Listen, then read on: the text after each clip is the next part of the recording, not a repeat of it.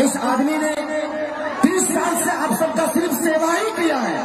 हमारे लिए हमारा परिवार आप सब है, हमारे माता पिता आप सब हैं। तो हमें हमारी ताकत इस राजा को, इस प्रजा के लिए अगर कुछ करना है तो इस प्रजा को भी राजा को राजा की तरह जिताना पड़ेगा।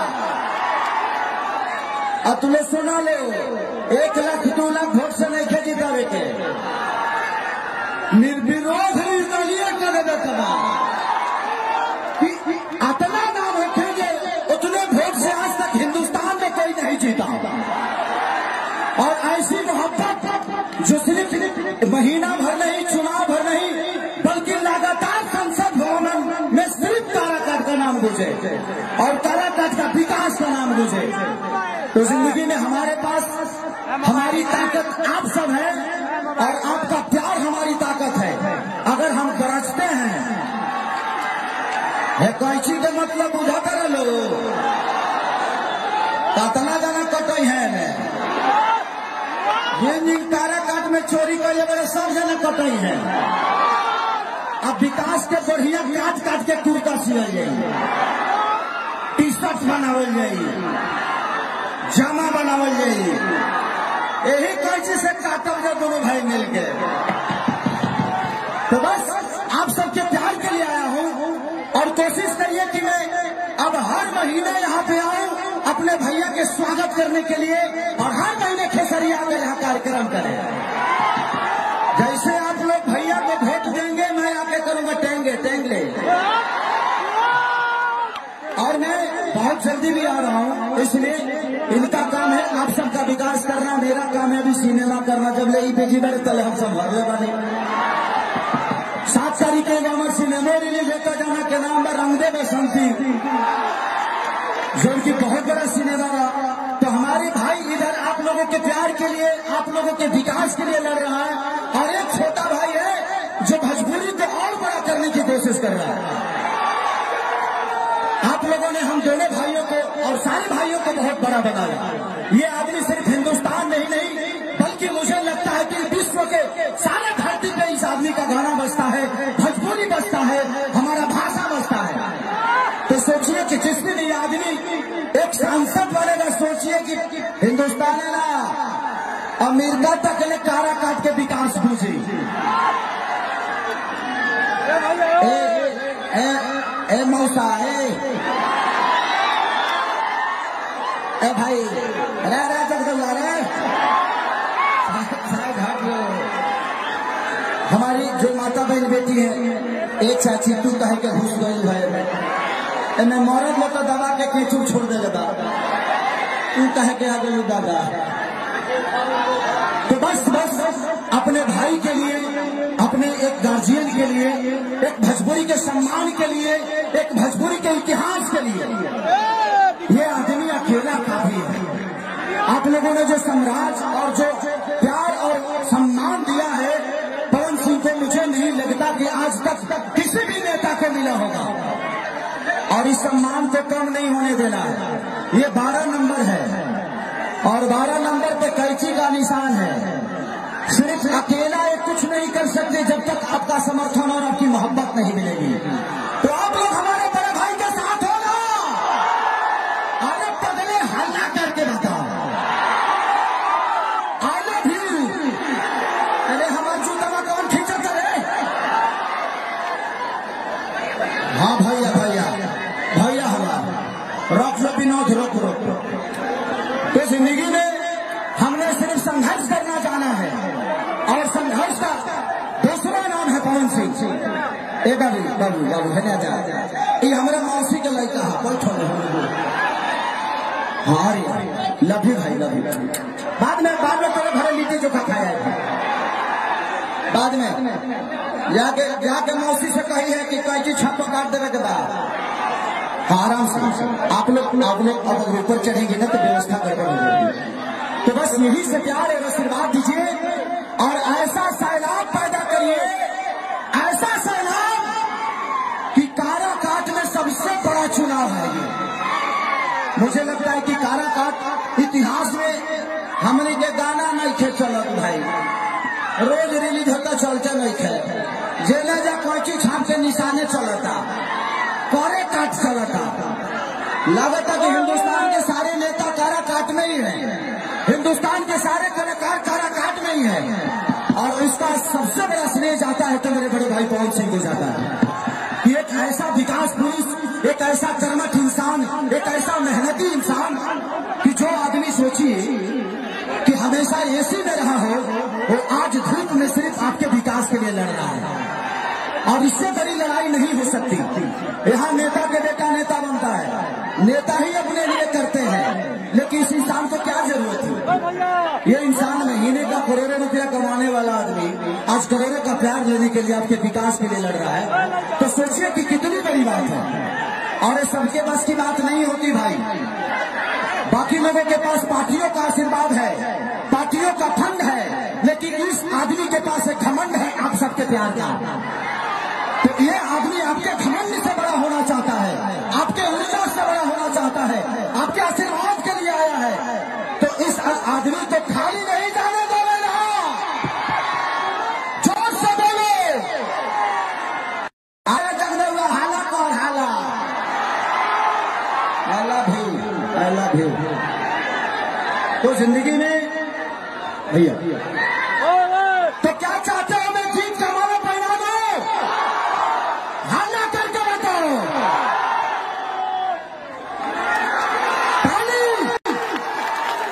बस मेरी एक गुजारिश है कि बस आप सबसे एक छोटा भाई अपने बड़े भाई के लिए भीख मांगने आया है, वो भी आशीर्वाद का भीख। हमें पैसे नहीं चाहिए, ये आदमी पैसे कमाने के लिए चुनाव नहीं लड़ रहा, ये आदमी सिर्फ आपके लिए लड़ रहे हैं। ये अगर संसद में जाना चाहते हैं तो अपने फायदे के लिए नहीं, आपके फायदे के लिए। मैं किसी की यहाँ बुराई करने नहीं आया हूँ, लेकिन जो लोग यहाँ से जीते थे, मैंने आज तक विधानसभा में कहिए कारा काट के नाम ना सुन रहे भाई। यहाँ पे हमारे बहुत प्यारे मित्र हैं जो कि हम लोग के साथ सिनेमा भी किए, संजय यादव जी, उनके मुंह से कभी कभी सुन लेता था, वो बेचारे जब भी मिलते थे।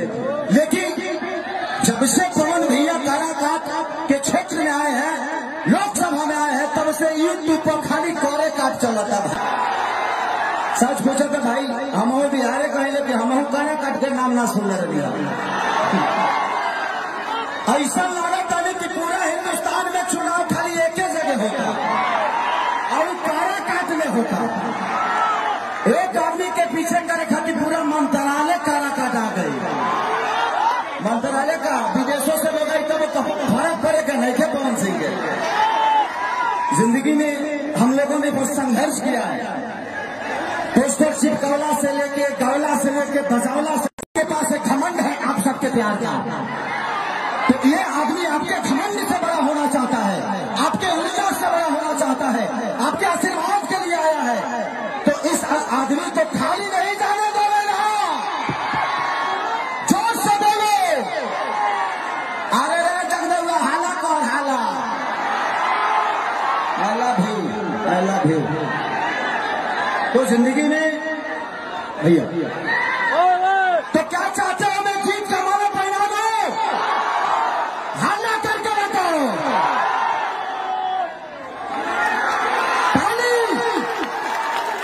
बस मेरी एक गुजारिश है कि बस आप सबसे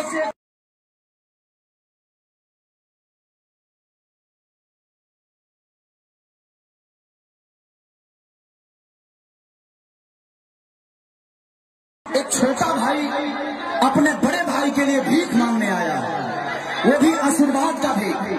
हमें पैसे नहीं चाहिए, ये आदमी पैसे कमाने के लिए चुनाव नहीं लड़ रहा, ये आदमी सिर्फ आपके लिए लड़ रहे हैं। ये अगर संसद में जाना चाहते हैं तो अपने फायदे के लिए नहीं, आपके फायदे के लिए।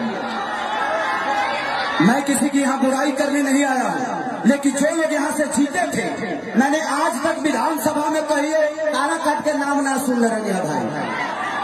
यहाँ पे हमारे बहुत प्यारे मित्र हैं जो कि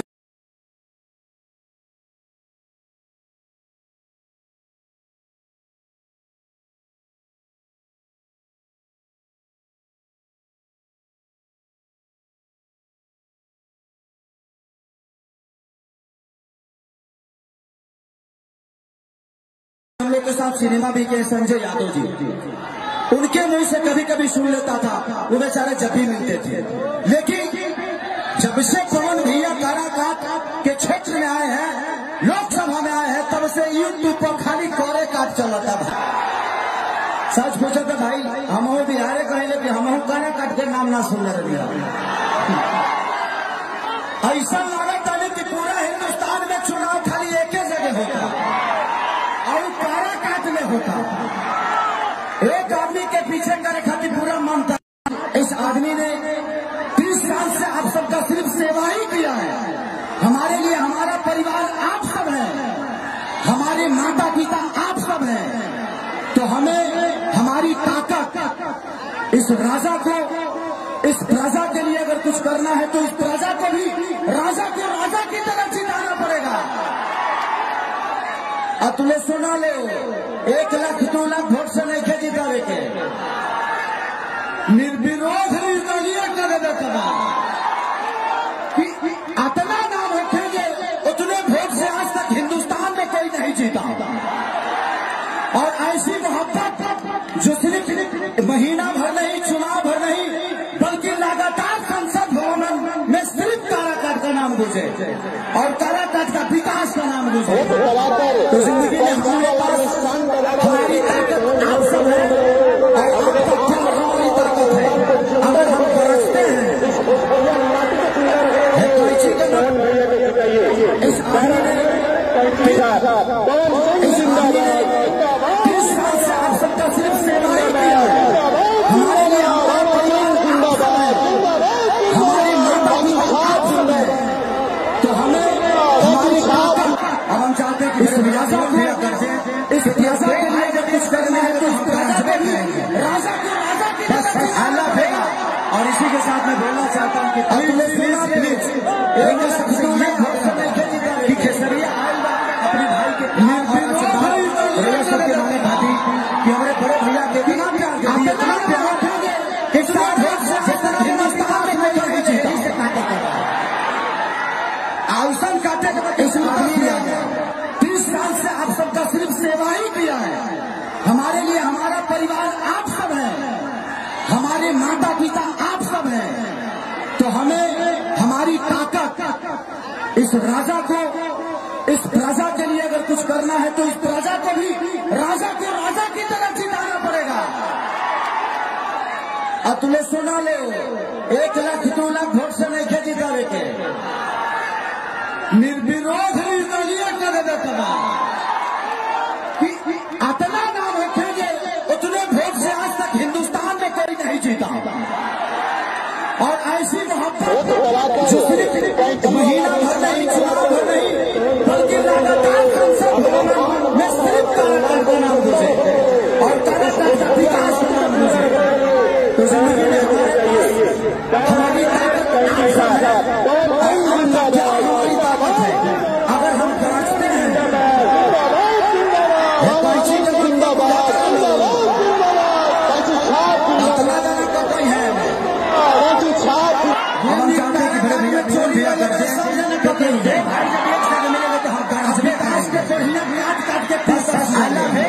और इसी के साथ में प्लीज क्षमा बनाइए कि खेसरिया अपने भाई के प्यार भैया सबके माने खाती कि हमारे बड़े भैया के इतना प्यार देती है, इतना प्यार और कोशिश जितना अपने भैया के स्वागत करने के लिए आउसन काटेंगे खेसरिया से कार्यक्रम करें। बस इसी के साथ भैया को भेंट देंगे, मैं आके करूँगा टेंगे और मैं बहुत जल्दी भी आ रहा हूँ। इसलिए इनका काम है आप सबका विकास करना, मेरा काम है भी सिनेमा करना। 7 तरीके जाना सिनेमा आज सभी ग्रामीण बसंती सुपर स्टार जो कि बहुत बड़ा सिनेमा सभी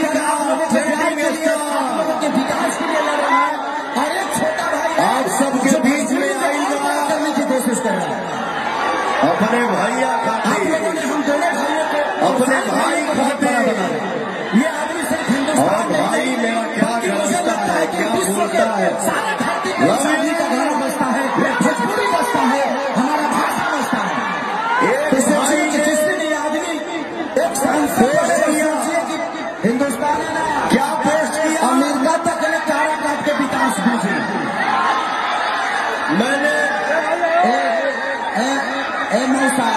मैंने एक भजन गाया था जौने गाना के बोल हमारी जो माता बेटी है एक चाची तू मैं मौत लेकर दबा के पीछे छोड़ दे बता तू कहाँ के आगे दादा। तो बस अपने भाई के लिए अपने एक गार्जियन के लिए एक भजपुरी के सम्मान के लिए एक भजपुरी के इतिहास के लिए ये आदमी अकेला नहीं है। आप लोगों ने जो समाज जो प्यार और सम्मान दिया है पर उससे पीछे नहीं जाता कि आज तक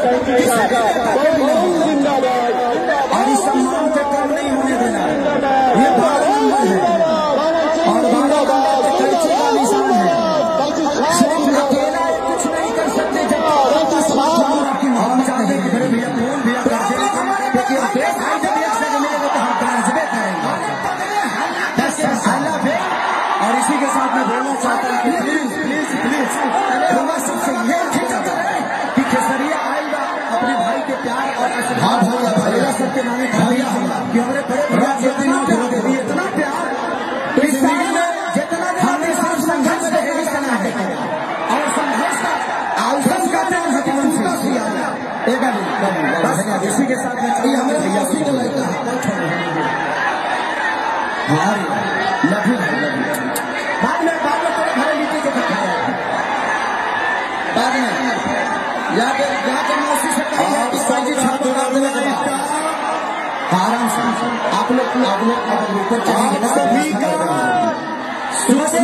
आशीर्वाद दीजिए और ऐसा आप सभी का ट्रेंडिंग कि कारा काट में सबसे आप सबके बीच में आएगा। मुझे लगता है कि कारा काट अपने भैया खाते हमने के गाना नहीं खेच अपने भाई खाते रोज रिलीज होता चलते नहीं थे और भाई से निशाने चलता है लागत है कि हिंदुस्तान के सारे नेता कारा काट में ही है।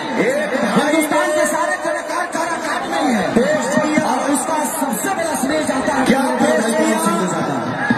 एक ऐसा विकास पुरुष एक ऐसा कर्मठ इंसान एक ऐसा मेहनती इंसान कि जो आदमी सोची मैंने कि हमेशा ऐसी में रहा है वो आज विकास के लिए लड़ रहा है और इससे बड़ी यहाँ नेता के बेटा नेता बनता है। ये है नेता ही अपने लिए करते हैं इस इंसान को क्या ये इंसान नहीं नेता करोड़ों रुपया कमाने वाले आदमी आज करोड़ों का प्यार लेने के लिए आपके विकास के लिए लड़ रहा है तो सोचिए कि और सबके पास की बात नहीं होती भाई बाकी लोगों के पास बाकियों का आशीर्वाद है बाकियों का फंड है लेकिन इस आदमी के पास लेकिन आपके खबर से बड़ा होना चाहता है आपके नेता से बड़ा होना चाहता है आपके तो इस आदमी को खाली नहीं जाने देगा इसका स्थान कोई ले नहीं सकता है। एक भाई ने पोस्ट किया कि जो किस्मत को जिंदगी में था भैया तो क्या चाहते हैं मैं ठीक कमाना और ये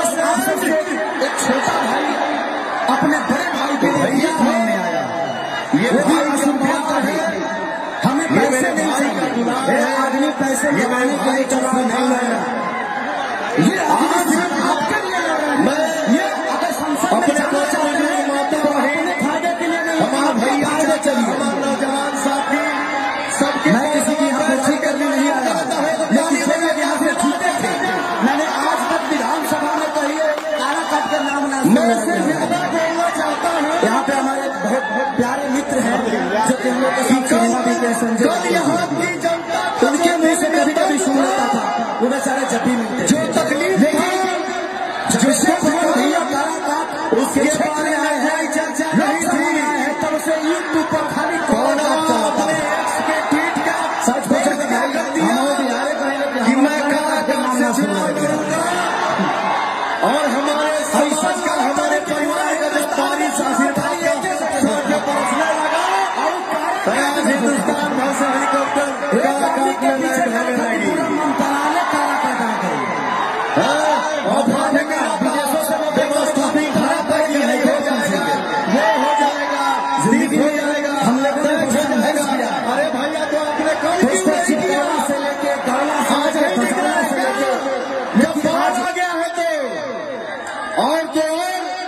मेहनत नहीं हो रहा है यहाँ किसी से।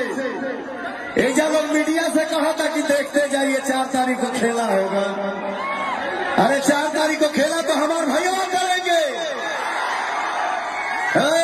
यहाँ बोला जा रहा है कि जितने नौजवान हैं वो पवन के पीछे, खेसारी के पीछे सेल्फी लेने के लिए पागल है। ये वोट नहीं है। मैं आपको बता दूं साहब जी, ये वोट नहीं है तो क्या है? एक कड़ाके की धूप में, ये तपती गर्मी में देखा ही पंडाले में चढ़ गए। Love you. तनी सा ऊपर चढ़िए, निकल जाएगा ऊपर बाबू। Love you. हमारे नौजवान भाइयों को लफुआ बोला जा रहा है। मैं अपने बड़े बुजुर्ग से, गार्जियन से, माई से पूछना चाहता हूं कि क्या आपके बच्चे लफुए हैं? क्या आपका बेटा लफुआ है? लफुआ आपके नजर में हो सकता है साहब, लेकिन ये नौजवान पवन खेसारी के लिए जान है, दुनिया है और जहान है। आने वाले 1 तारीख को आपको अपना पावर दिखाना है, दिखाई बजाना हो, क्योंकि नौजवान ही हमारे देश में बदलाव लाते हैं और नौजवान ही हमारे देश में बदलाव लाते रहेंगे।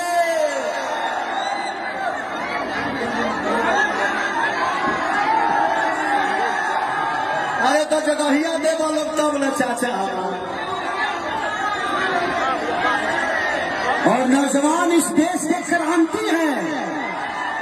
जिसके नजर में लफुआ है ना, उनके पास भी बेटा है। उनका बेटा लफुआ नहीं है और हम गरीब लफुआ हैं। तो 1 तारीख को अपनी ताकत दिखाओ कि हम लफुआ है कि क्रांति है, और कैंची से सबको काटे। अरे भाई, अरे भाई, भाई, अरे बाबू कहाँ थे आप?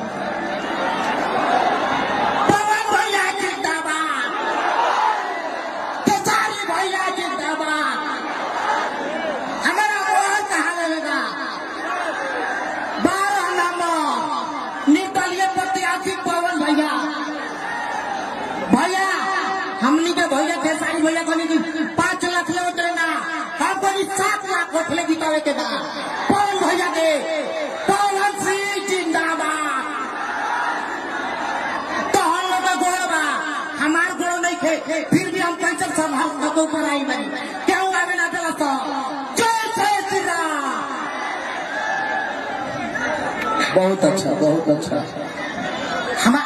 हमार भैया एगो श्रद्धा बा, पवन भैया और खेसारी भैया के पोल पर्दा पा जाती तो हम जी जाती, हमार दिल धन हो जाए। अगला बार तारा के ले हम सिनेमा करो, तारा के ले बाद में अभी तो भीड़ बना, रुक जाओ अभी नहीं। और 5 मिनट भाई के कुर्सी लाओ, ठीक है? पानी दो, पानी दो, पानी दो। तो बस यही दिखाना है कि जिनके नजर में हम लफुआ नजर आते हैं, हम चाहते तो क्रांति भी ला सकते हैं। तो बस मैं अपील करने आया हूं अपने बड़े भाई के लिए कि जीत तो पक्की है, बट अंतर इतना होना चाहिए ना कि पूरे हिंदुस्तान को जो उस अंतर से इतना बड़ा अंतर होना चाहिए। और बस इस क्रांति को ऐसे ही जारी रखिए। सिर्फ नेता ही नेता नहीं, एक गरीब का बेटा भी आपके प्यार से बड़ा होता है, और उसका उदाहरण खेसारी लाल यादव और पवन सिंह है। आज ये आदमी 35 साल से सिर्फ आपका सेवा ही कर रहे हैं, आपके मनोरंजन के लिए, लेकिन इनके मन में आपके विकास के लिए, आपके बच्चों के भविष्य के लिए।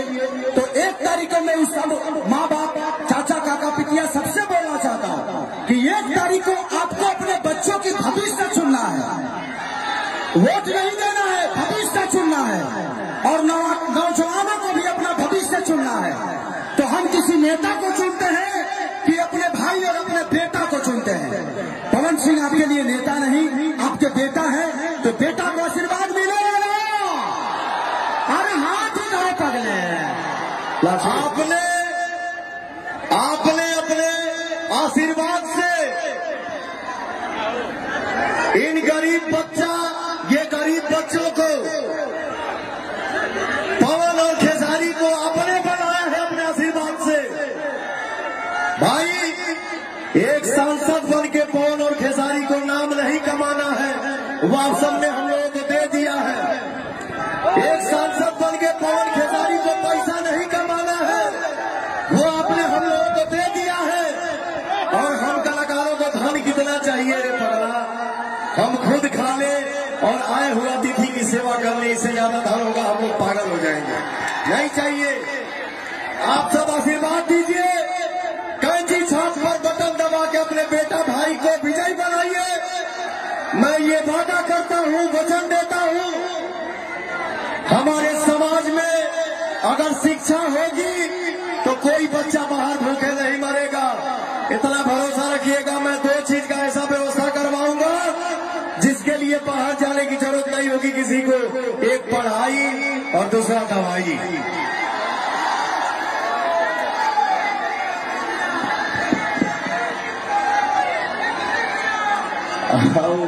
हम गड़िया के हेलीकॉप्टर तक जाएंगे, छोड़ दो सारे भाइयों।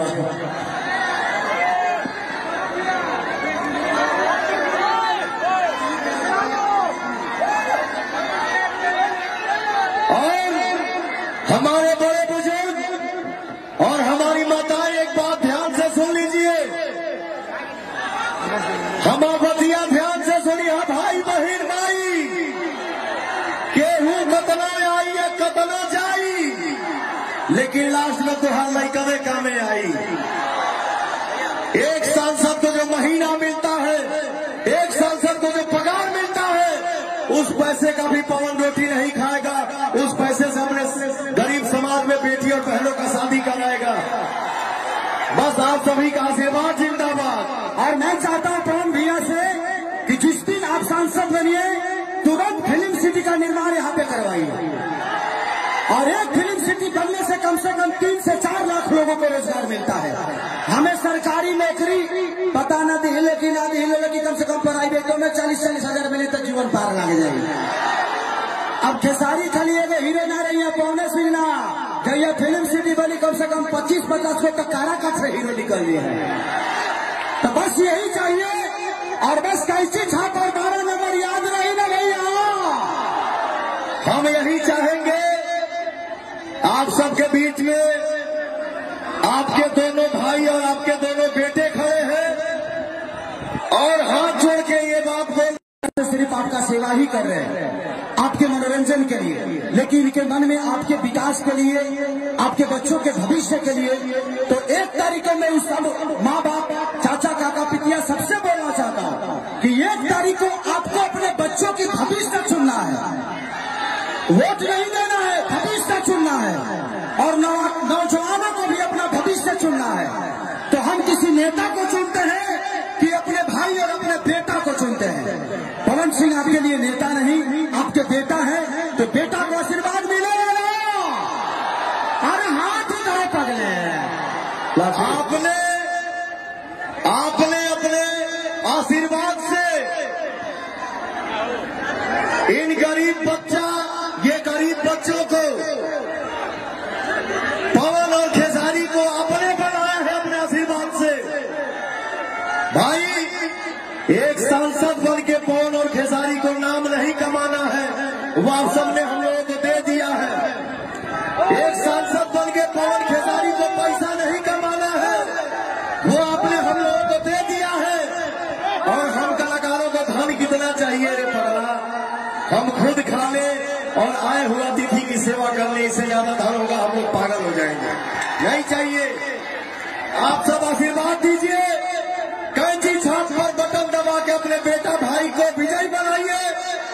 मैं ये वादा करता हूँ, वचन देता हूँ, हमारे समाज में अगर शिक्षा होगी तो कोई बच्चा बाहर भूखे नहीं मरेगा। इतना भरोसा रखिएगा। मैं 2 चीज का ऐसा व्यवस्था करवाऊंगा जिसके लिए बाहर जाने की जरूरत नहीं होगी किसी को। एक पढ़ाई और दूसरा दवाई।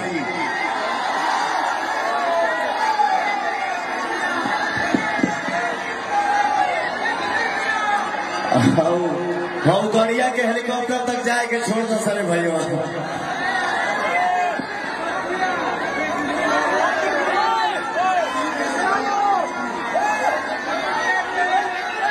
और हमारे बड़े बुजुर्ग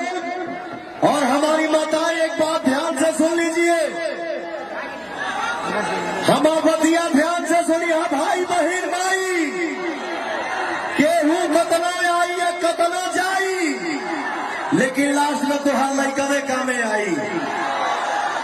एक सांसद को जो महीना मिलता है, एक सांसद को जो पगार मिलता है, उस पैसे का भी पवन रोटी नहीं खाएगा। उस पैसे से अपने गरीब समाज में बेटी और बहनों का शादी कराएगा।